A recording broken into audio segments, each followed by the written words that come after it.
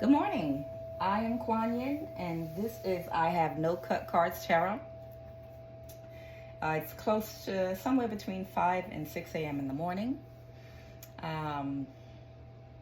Today is December the 14th, Tuesday, and I'm actually going to do my morning reading a little bit later in the morning, but I was just thinking about a video that I recorded on December 13th called,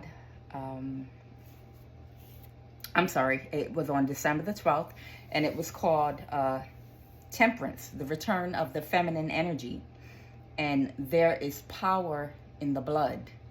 And I was referencing how they used to sing in church, the blood never loses its power, and old church songs we used to sing, how they actually had a double meaning. And a lot of our ancestors, when they would sing those songs, they, even though with their conscious mind, they had one idea of what that meant, the blood never loses its power. It reaches to the highest mountain, it reaches to the lowest valley.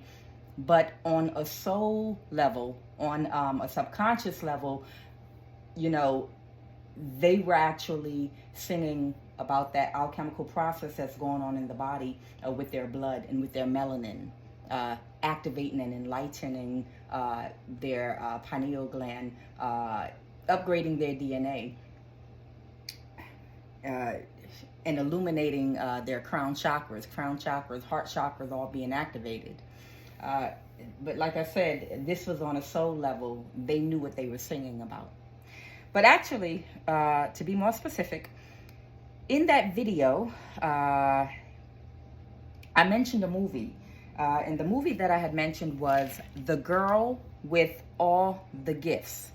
And this movie was created or released in 2016. If anyone is interested in watching, it's a really, really interesting movie. Once again, it's called The Girl with All the Gifts. And interestingly enough, for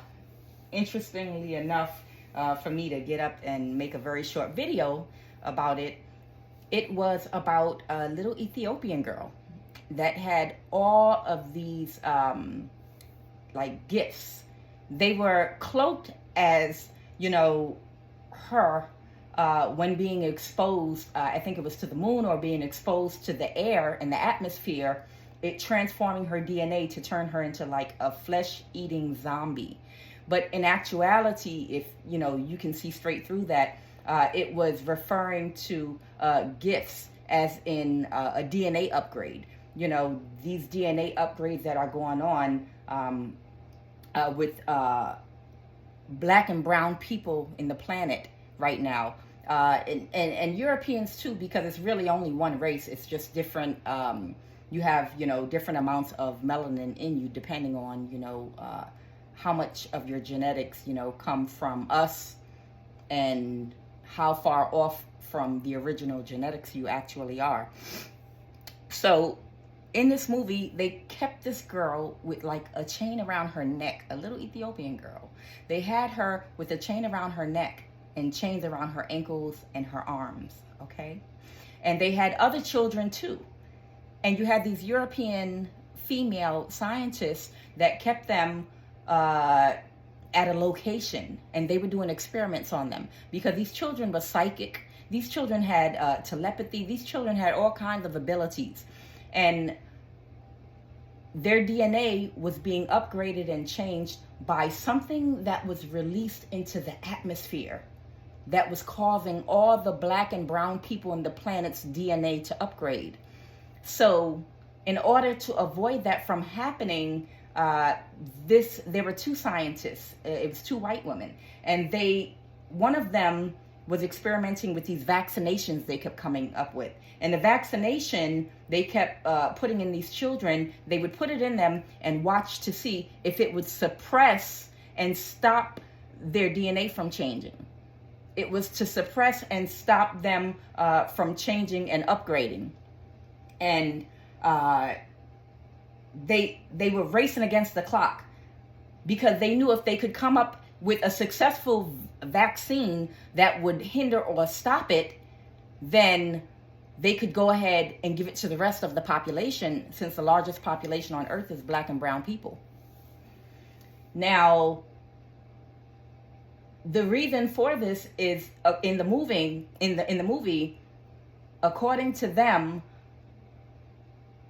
because they was a smaller population, a DNA upgrade to all these people would ultimately mean their demise. These people would completely overthrow them, okay, with the DNA upgrade. So it was a thing where,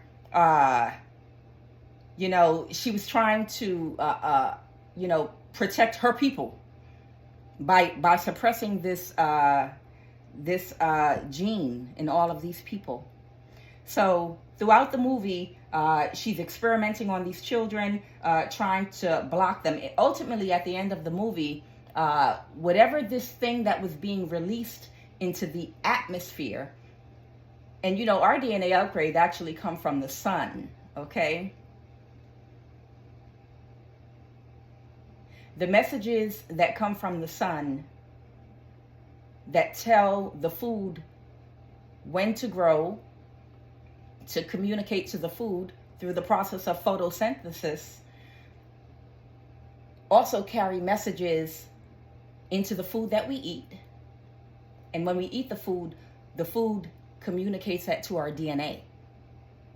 So that's why you also see a lot of the foods that we eat, a lot of the foods that we eat are genetically modified now to eliminate those codes from upgrading our DNA. But either way, at the, and I'm going to wrap this up really quick. At the end of the movie, whatever was being released into the atmosphere, they had no control over. They were trying so hard to get a handle on it, but they had no control over. And eventually, the whole population of people on Earth, you know, were exposed because it was airborne. It was coming directly out the air, and everyone's DNA was upgraded. And these people had to go into hiding at the end of the movie. So I'm not going to say anything that would get me banned from YouTube. But for those of you that have half a brain operating, they came up with a vaccine, and they had to convince everyone it was some kind of fungus out there that was airborne and killing people in order to give them this vaccine. They had to come up with a legitimate excuse to administer this vaccination to everyone and to find a way to make it mandatory. Okay? So like I said, you know, those of you that have half a brain and can put 2 and 2 together,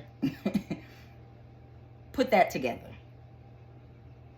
All right, I will talk to you all soon. Have a blessed morning.